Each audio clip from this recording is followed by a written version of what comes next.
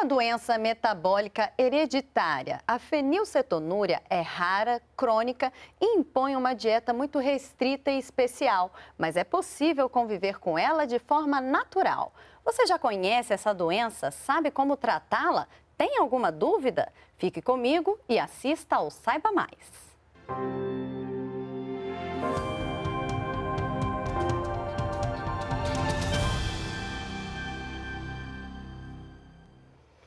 A nossa convidada de hoje é a geneticista Maria Tereza Rosa, especialista em fenilcetonúria.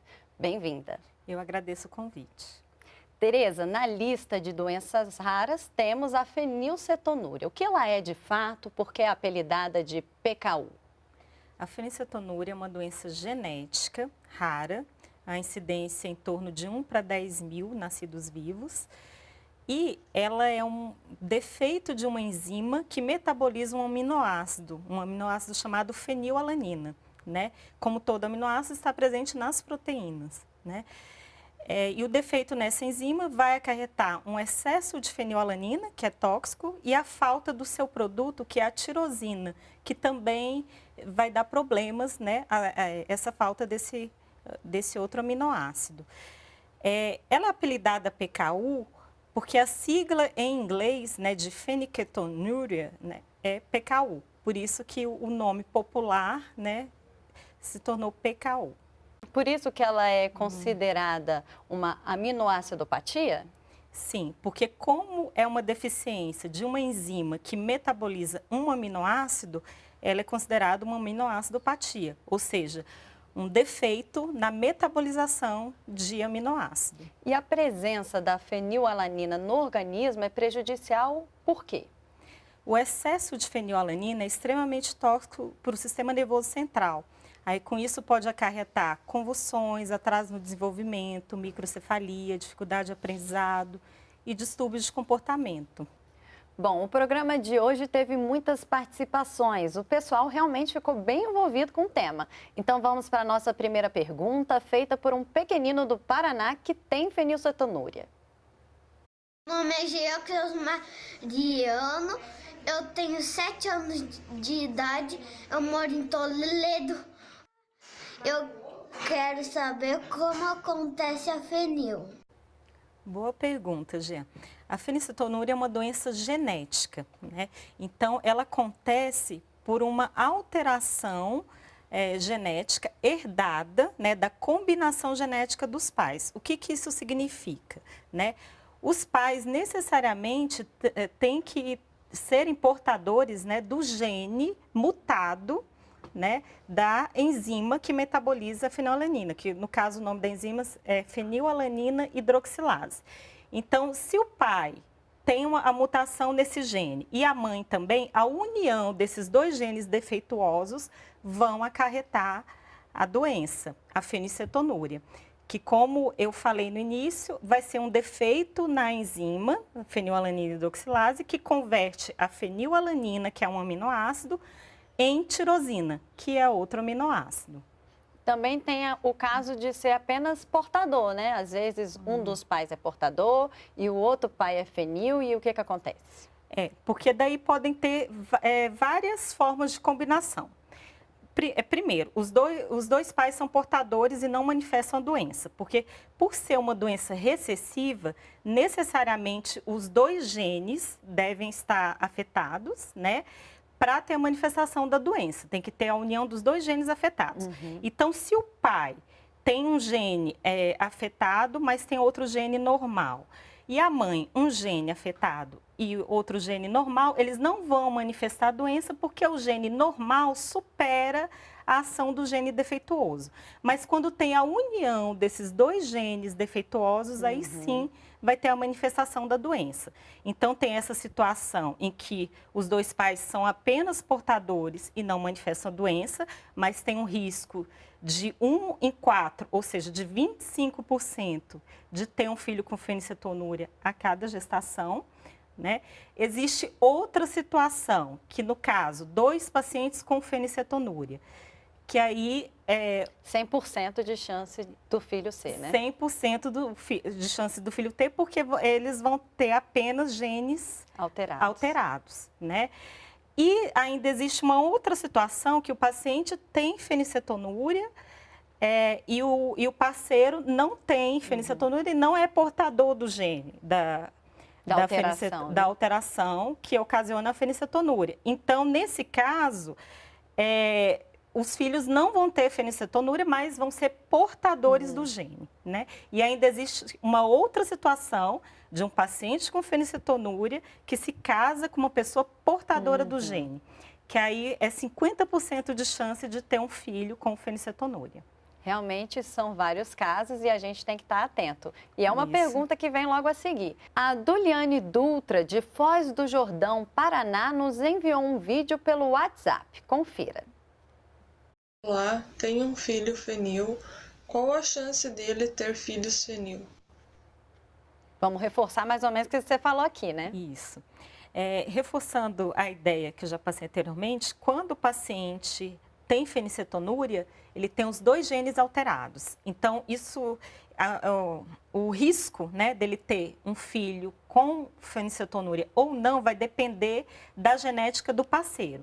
Se o parceiro for uma pessoa com fenicetonúria, 100% de chance de ter filhos com fenicetonúria, porque todos os genes estarão alterados. Se for um parceiro portador do gene alterado, mas que não tenha doença, né, então 50% de chance, né, de ter um filho com fenicetonúria. E se for um parceiro que não tem o gene alterado para fenicetonúria, então não tem o risco de ter um filho com fenicetonúria. E essa é uma dúvida frequente, sabe, Tereza? Porque foi a mesma dúvida da Priscila Yashima, mãe do Tiago, uma criança de 8 anos que tem fenilcetonúria. Eles são de Limeira, interior de São Paulo. O Tiago quis dar sua contribuição para o programa. Olha só. Além da dieta, qual o outro tratamento que existe para nós?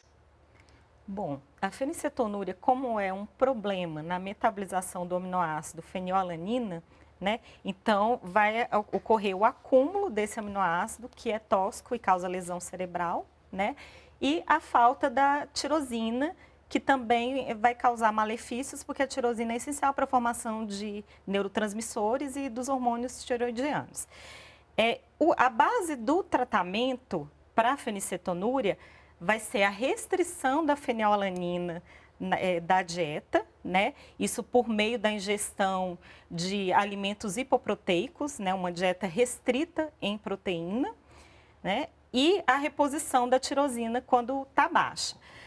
Outras formas, né, de tratamento já são adotadas em outros países, como o uso da sapropiterina, que a sapropiterina é o cofator, é como se fosse o ajudante da enzima que está defeituosa.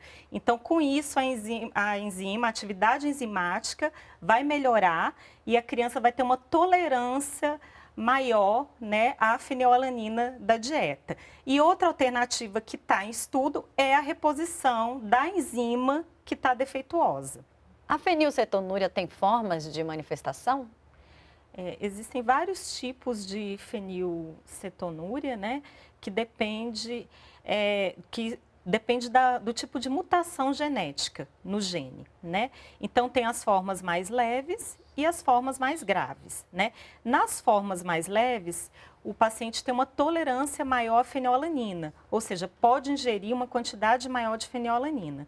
Na forma mais grave, o paciente tem que ter uma dieta rigorosamente restrita em fenilalanina. Agora temos a dúvida da Cibele Welter, de Boa Vista do Buricá, no Rio Grande do Sul.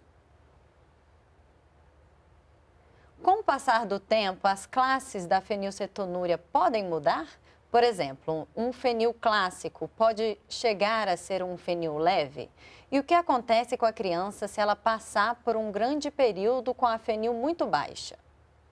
É o seguinte, a fenicetonúria clássica e a hiperfenilalaninемia, né, que é a forma mais leve, tudo isso é geneticamente determinado, tudo isso vai depender da mutação genética. Mas, se o paciente tiver em uso da sapropiterina, né, e tiver uma boa resposta, porque 30%, né, dos pacientes que têm a fenilcetonúria respondem bem à sapropiterina, né? Então, se o paciente estiver em uso da sapropiterina e tiver uma boa resposta, pode ser que ele passe de uma forma mais grave para uma forma mais leve. Porque como a atividade enzimática dele vai melhorar, ele vai ter uma tolerância melhor à fenilalanina, podendo aumentar a quantidade da ingestão de fenilalanina na dieta. Em relação à fenilalanina baixa, não é interessante nem que a fenilalanina esteja alta demais, porque é lesiva para o sistema nervoso central, e nem baixa demais, porque a fenilalanina é um aminoácido, então é essencial para a formação de todas as proteínas do organismo, o que inclui anticorpos, né, e vários tecidos. Então, tem que ter um nível mínimo de fenilalanina, que em geral é entre 2 e 4. Quais são as principais consequências dessa doença? Você já falou algumas aqui, mas tem outras, né? Sim, a fenilcetonúria, né? Os primeiros sintomas, né, realmente são lesão do sistema nervoso central, né, que aí manifesta como convulsão, microcefalia, atraso no desenvolvimento, dificuldade de aprendizado, né, distúrbio de comportamento, que inclui hiperatividade, às vezes depressão, e fora isso pode causar manifestações na pele, né, eczemas, na pele, alteração na coloração do cabelo, alteração na urina e até disfunção hepática. Isso pode acontecer. Qual é o teste feito para diagnosticar a fenilcetonúria? Desde 2001, né, a fenilcetonúria é diagnosticada pelo teste do pezinho, né? Que isso é muito importante porque por ser uma doença tratável e pelo fato do tratamento precoce evitar sequelas, né? Então, é importante realmente que esse tipo de doença seja diagnosticada o mais cedo possível. Então, desde 2001, ela é diagnosticada pelo teste do pezinho. Mas os pacientes que nasceram antes de 2001, né, e que às vezes apresentam os sintomas, mas nunca foram diagnosticados como fenilcetonúria, tem a opção de procurar algum serviço especializado para fazer o exame, né, que é a dosagem da fenilalanina no sangue. Existem, então, alguns sinais para essas pessoas que nunca fizeram o teste? Isso. Por exemplo, filhos de casais consanguíneos, né, e a criança apresenta convulsões, atraso no desenvolvimento, microcefalia, autismo, que também é outra manifestação da fenilcetonúria, dificuldade de aprendizado, distúrbio de comportamento grave, né? E sem causa identificada, pode ser a fenilcetonúria. E existem exames laboratoriais? O primeiro exame para diagnosticar é realmente a dosagem da fenilalanina no sangue, né? Que e isso varia a metodologia. Pode ser a cromatografia de aminoácidos ou espectrometria de massas, né? Mas tem que ser dosada a fenilalanina no sangue para diagnosticar a fenilcetonúria. Tem gente de Franca, em São Paulo, com dúvida. Acompanhe. Meu nome é Alan, tenho 12 anos e tenho fenilcetonúria. Eu gostaria de saber quando os supermercados terão alimentos com preços acessíveis para nós podermos comer. Eu não falo apenas por mim, eu falo por todas as crianças, pessoas pelo Brasil que têm fenilcetonúria. Isso é uma grande dificuldade, né, que os pacientes com fenilcetonúria brasileiros, né, enfrentam, porque no exterior já existe uma grande variedade de produtos hipoproteicos que são comercializados nos supermercados comuns, né? Aqui no Brasil a gente não tem essa possibilidade, não é fabricado alimento hipoproteico, né, e não tem essa disponibilidade nos supermercados. Então, acaba que a alimentação dos nossos pacientes aqui no Brasil é altamente restrita e pouco variada, porque não tem essa possibilidade de diversificar por meio de alimentos hipoproteicos. Você está falando aqui de alimentos hipoproteicos, né? Então, quais seriam os alimentos proibidos ou moderados que realmente os fenilcetonúricos não podem ingerir? Os alimentos ricos em proteínas, carne, leite, ovos, tudo que tem muita proteína tem muita fenilalanina. Então, esses produtos, né, esses alimentos são proibidos para os pacientes com fenicetonúria. Aí, o que acontece? O tratamento, né, desses pacientes tem que restringir realmente o consumo desses alimentos, né? E a quantidade de fenilalanina que o paciente deve ingerir diariamente tem que ser bem calculada, rigorosamente calculada, né? E só que o paciente precisa de proteína para crescer, né? Para desenvolver. Então, a suplementação da necessidade proteica é por meio de uma fórmula metabólica isenta de fenilalanina, né?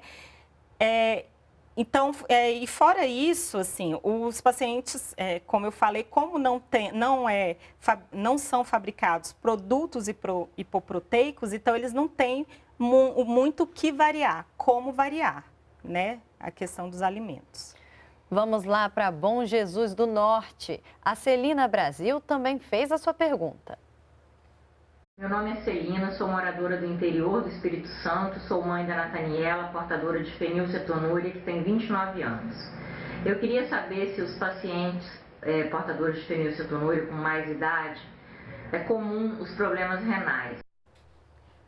Bom, os problemas renais não são muito comuns nos pacientes com fenicetonúria. Tá? São mais comuns, né, os problemas de alteração do sistema nervoso central, né, e problema hepático. Problema renal realmente não é uma alteração comum em pacientes portadores de fenicetonúria. Para a gente encerrar, a fenilcetonúria tem cura?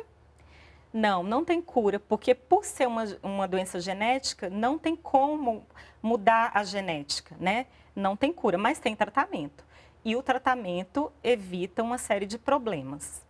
Tereza, muito obrigada pelos esclarecimentos. Eu que agradeço.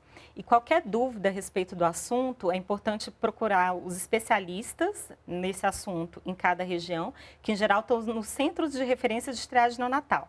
E existe o grupo das mães metabólicas, que tem página no Face e site, que elas dão todo o apoio para os pacientes com fenicetonúria e qualquer doença metabólica. Até uma próxima oportunidade. Obrigada. E você, se tiver dúvidas ou quiser sugerir algum assunto, entre em contato com a gente pelo nosso e-mail, programasnpr@ebc.com.br ou pelo nosso WhatsApp, 61 99645 7037, e ainda pode acessar o site da Rede Nacional de Rádio, www.redenacionalderadio.com.br. Obrigada por sua audiência e até o próximo programa.